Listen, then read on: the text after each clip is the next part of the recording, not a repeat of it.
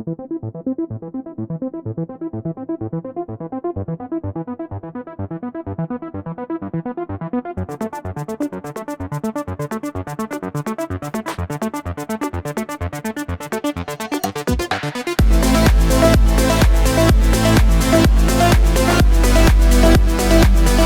हम कहें कि एक वक्त ऐसा भी था जब हमारे पड़ोसी देश पाकिस्तान की स्थिति भारत से ज्यादा अच्छी थी, तो क्या आप यकीन करेंगे?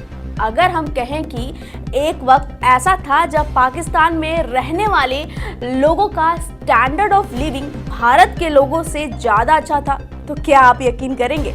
अगर हम कहें कि एक वक्त ऐसा भी था जब पाकिस्तान की अर्थव्यवस्था भारत की अर्थव्यवस्था से ज्यादा बेहतर थी, तब भी क्या आप यकीन करेंगे? आप शायद यकीन नहीं करेंगे, लेकिन जो अभी हमने कहा वो हर एक बात पूरी तरह से सच है, जिसे झुटलाया नहीं जा सकता। तो चलिए आज की अपनी खास रिपोर्ट में हम आपको पाकिस्तान के उन दिनों की दास्तां बताते हैं जब वो भारत से ज्यादा खुशहाल हुआ करता था। अपनी इस रिपोर्ट में हम आपको ये भी बताएंगे कि वो क्या कारण था कि आज पाकिस्तान की ऐसी दयनीय हालत हो चुकी है। नमस्कार, मैं हूं आपके साथ खुशबू सिंह और आप देख रहे हैं न्यूज़ टाइम मीडिया। मौजूदा दौर की बात करें तो आज पाकिस्तान पूरी तरह से बेहाल नजर आ रहा है। वहां रहने वाले लोगों की आर्थिक स्थिति तो पहले ही बद से बदतर होती चली जा रही थी, तो वहीं अब इस देश की राजनीतिक हालत भी पूरी तरह से धराशायी होती दिख रही है। और इसका सीधा उदाहरण हमें उस वक्त देखने को मिला जब पाकिस्तान के पूर्व प्रधानमंत्री इमरान खान को रेंजर्स ने गिरफ्तार कर लिया। यही वह वजह है कि आज पाकिस्तान की अर्थव्यवस्था भी डगमगा गई है। लेकिन आज जो पाकिस्तान की हालत है वो हमेशा से नहीं थी। एक दौर ऐसा था जब वहां रहने वाले लोग भारत के रहने वाले लोगों के मुकाबले ज्यादा खुशहाल थे। जी हाँ, तो चलिए पहले हम आपको ले चलते हैं साल 1947 में, एक वो वाहिद साल जब भारत और पाकिस्तान दोनों को ही अंग्रेजों की गुलामी से मुक्ति मिली थी। आपको जानकर हैरानी होगी कि उस वक्त पाकिस्तान की स्थिति भारत से कहीं ज्यादा बेहतर थी। जी हाँ, 1947 में भारत पाकिस्तान के बंटवारे के वक्त एग्रीमेंट के मुताबिक पाकिस्तान को भारत के राजस्व का 17% और सेना के 35% हिस्सा विरासत में मिला था। लेकिन ये बंटवारा रातों रात नहीं हुआ, इसमें काफी वक्त लगा। बंटवारे के बाद पाकिस्तान के सिर पर किसी तरह का कोई कर्ज नहीं था। आंकड़ों के मुताबिक इस वक्त $1 के मुकाबले पाकिस्तानी रुपए की कीमत ₹3.31 थी। तब पाकिस्तान की आबादी लगभग 4 करोड़ के आसपास थी।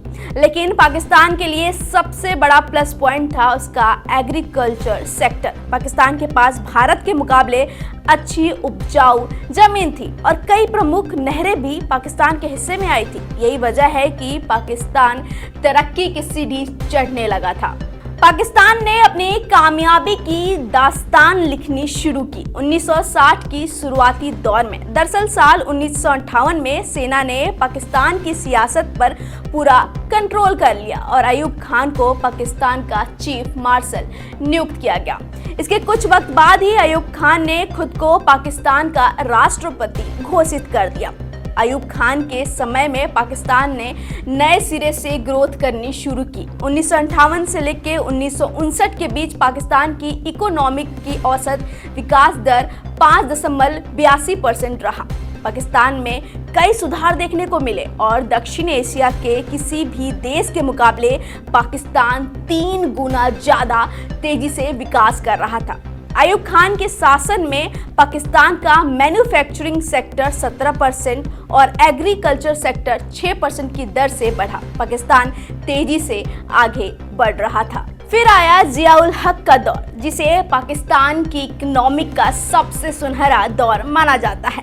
इस दौर में पाकिस्तान ने तरक्की तो की, लेकिन अपने दम पर नहीं बल्कि बाहरी मुल्कों की मेहरबानी के बल पर। सितंबर 1978 में जियाउल हक ने पाकिस्तान का राष्ट्रपति पद संभाला और 17 अगस्त 1988 को एक प्लेन क्रैश में अपनी मौत तक वो पाकिस्तान के राष्ट्रपति रहे। इस दौर में पाकिस्तान की ज्यादातर नीतियों को आईएमएफ ही सपोर्ट कर रहा था। इस वजह से 1982 में आईएमएफ की सिफारिश पर पाकिस्तान में पहली बार नीतियों में बदलाव भी किया गया।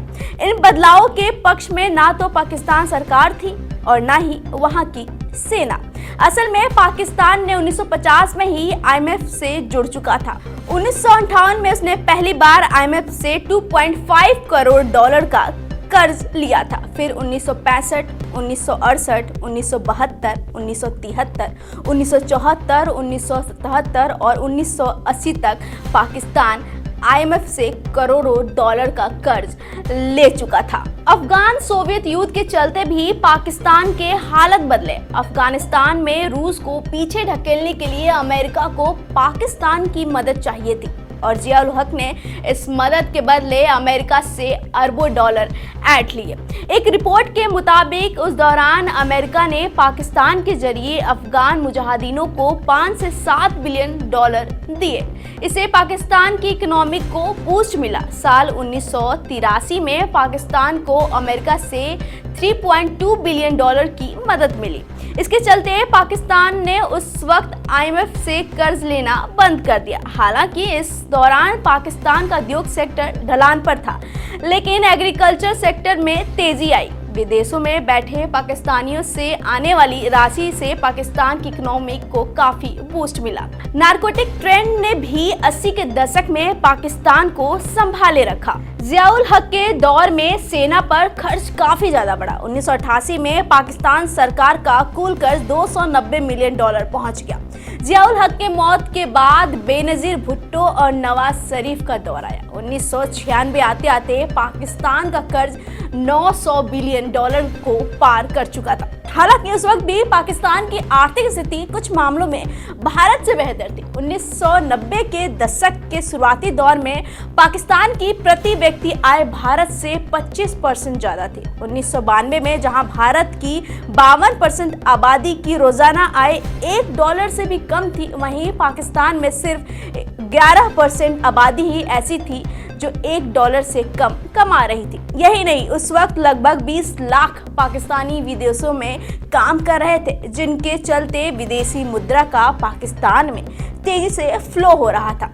लेकिन 1990 के दशक के अंत तक पाकिस्तान आईएमएफ जैसे संस्थाओं के सामने रेंगने लग गया। 1996 तक पाकिस्तान का कर्ज 900 बिलियन डॉलर पर था और आईएमएफ ने मदद के बदले स्ट्रक्चरल चेंज करने की सलाह दी। इसके बाद पाकिस्तान ने टैक्स में बढ़ोतरी की और जनता पर महंगाई का बोझ पड़ना शुरू हो गया। फिर आया साल 1998, जहां पाकिस्तान ने अपना परमाणु परीक्षण किया। पाकिस्तान की इसी एक गलती ने उसकी अर्थव्यवस्था की कमर तोड़कर रख दी। G8 समूह में शामिल देशों ने पाकिस्तान पर कई तरह की व्यापारिक पाबंदियां लगा दी। इस वजह से पाकिस्तान की इकोनॉमी को काफी तगड़ा झटका लगा। 1998 में पाकिस्तान का जीडीपी ग्रोथ रेट महज 2.55% रह गया। पाकिस्तान की हालत काफी खराब थी। बाकी बची खुची कसर कारगिल युद्ध ने पूरी कर दी। खैर, साल 2010 में आई भीषण बाढ़ ने पाकिस्तान की बुनियादी ढांचे और कृषि सेक्टर को काफी नुकसान पहुंचाया। 2013 में पहली बार डॉलर के मुकाबले पाकिस्तान ₹100 के पार चला गया। ये 108 रुपए के स्तर को छू गया। 2013 से 2018 के बीच में पाकिस्तान की हालत कागजों पर तो सुधरती दिखी, लेकिन आईएमएफ, चीन और बाकी कई देशों से लिया गया कर्ज पाकिस्तान को अंदर ही अंदर और खोखला करता चला गया। 2018 में इमरान खान के सत्ता संभालते ही पाकिस्तान की अर्थव्यवस्था फिर डगमगाने लगी। इसके चलते पहले सऊदी अरब, फिर अमेरिका और उसके बाद चीन से पाकिस्तान ने कर्ज लिया। पाकिस्तान सरकार यही नहीं रुकी, हालत खराब होते देख 2019 में आईएमएफ से $1 बिलियन का कर्ज ले लिया। फिर कोरोना महामारी ने पाकिस्तान की बची खुची उम्मीद को भी खत्म कर दिया और आज़ादी के बाद पहली बार पाकिस्तान का जीडीपी माइनस में चला गया। पाकिस्तान की हालात सुधरने में नाकाम इमरान खान ने देश को भीषण कर्ज में डुबो दिया। बहरहाल आपको बताते चले कि अब पाकिस्तान के मौजूदा प्रधानमंत्री शहबाज शरीफ भी डूबते पाकिस्तान को बचाने के लिए जिनेवा से $10 बिलियन का कर्ज लेकर लौटे हैं। हुक्मरानों के कर्ज लेने की इस आदत के चलते कभी भारत से अलग होकर एक आदर्श मुल्क का सपना पालने वाले पाकिस्तान आज $290 बिलियन के कर्ज के नीचे दब गया है। लेकिन इसके पीछे दोष किसका है? पाकिस्तान के हुक्मरानों का, पाकिस्तानी फौज का, आतंकवादियों को पालने का, या फिर कर्ज लेकर घी खाओ वाली पाकिस्तानी की नीति का? यह फिलहाल पाकिस्तान को खुद ही तय कर लेना चाहिए। हमारे इस खास रिपोर्ट में बस इतना ही। ऐसे ही और अपडेट्स के लिए बने रहिए हमारे साथ और देखते रहिए न्यूज़ टाइम मीडिया।